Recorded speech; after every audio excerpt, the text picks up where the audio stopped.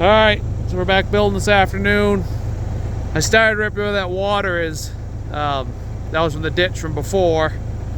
And I just left a little dam there so that water wouldn't chase me. I'll knock that out eventually. But I actually found some pretty decent material. A lot of wet and clay on top. And you can see from the sides and kind of what I got in the ditch there. But down under there is some decent material. So we're gonna do it again right here.